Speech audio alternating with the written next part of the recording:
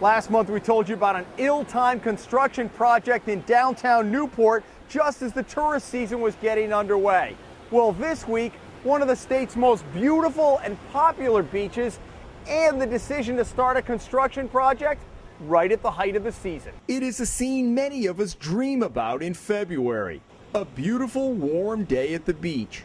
And for thousands of visitors every year, the choice is East Mattoonic State Beach, bordering the jetty leading into Point Judith. It's just a nice walk for exercise. There's no undertow here. It's just a very nice beach. All of that is still here at East Mattoonic, but beachgoers this season are also in the constant shadow of a construction project that began in June. I would have thought that they would wait until after the summer season and maybe just started in the fall. Were you surprised about the timing?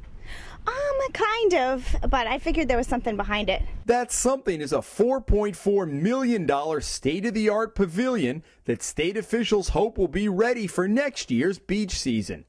East Mattoonic is the latest in a line of beach upgrades that began with Scarborough nearly 20 years ago. Funded mostly by two huge bond issues passed by voters in the late 1980s. Few will argue the 30-year-old pavilion needed replacing. In fact, the State Building Commission said it couldn't open this season because of code violations. It's the timing of the demolition in late June that has baffled many. Wouldn't it have made more sense if they started the work in September and they could work September, October, November, maybe even part of December, and then what wasn't finished they could continue on in March, April, May and be ready, for June and July. And that means this summer 24 porta-johns have replaced the bathrooms, there's no concession stand, and there's less space to park because the main lot has been roped off for construction. When did you know you had money in hand to be able to do this? 2 years ago. DEM's Chief of Planning, Joe Dias, was with the department when the old building went up in the late 1970s. Contractors said they would need 12 to 13 months to build a new one. So the state planned on losing one full beach season to construction. If your timetable was 12 or 13 months, why wasn't that pavilion being ripped down in March, April, or May? Because if you'd had construction delays and not an acceleration, you would have been into the next possibly July or August, 2 seasons. Correct. We just didn't get the bidding and the permitting and all the paperwork completed on time. But you've known about this, Joe, for 3 years. If you symbolically took it down Labor Day or in February, March, or whatever, and even if you explained it's a year, it's a little bit different than having the bulldozer hit as people are going to the beach at the height of the season. Was there any thought given to that from a public relations standpoint about the timing? No, we never actually thought about it. We just assumed from day one that we would be closed for the season 1 year, and then we'd open up the following year, which we did at the other beaches.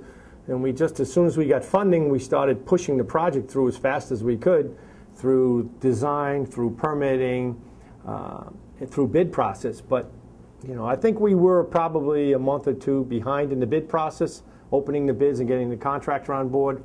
But that was just the way everything fell down. It fell together. We had 10 different pieces to get together to get the thing out. So if it's going according to your schedule and it's going to take 12 to 13 months, that's going to put you into another season next year, isn't it? Actually, we had a meeting in this room last Friday with all the contractor and our management team. There was some new scheduling, some new pile driving techniques that were brought to our attention that we agreed to with our structural engineers, and that is going to speed the process up by about 42 days. So right now they're anticipating that they should be completed around the 15th of April, which is great for us, maybe earlier. Are there any contingencies either for rewards for finishing sooner or penalties for finishing later? Right now the state doesn't put any liquidated damages in any of the contracts that we are able to bid out. And do you know why that is? No idea. Any of the state contracts, they don't do that? Or just DEM? I think just DEM. I think DOT has some now. I think some of their bridge contracts, there's some rewards in some of those. But is that something you've ever considered? I think we've asked about it, but I don't think we've ever got an answer. For some, it's been a summer of discontent. Others are making the best out of it and looking forward to the finished product next summer. Hopefully by next summer it'll be all pretty. I saw the picture that's up, so it'll be it'll be really nice. And our Parks Department, their slogan, which they told me to say, is one season of hardship for a lifetime of enjoyment. I will not go in those outhouses, porta-johns or whatever they are.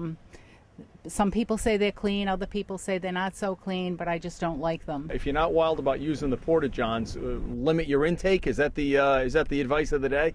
Limit your intake and don't stay as long. In East Matunic, Jim Hummel for the Hummel Report.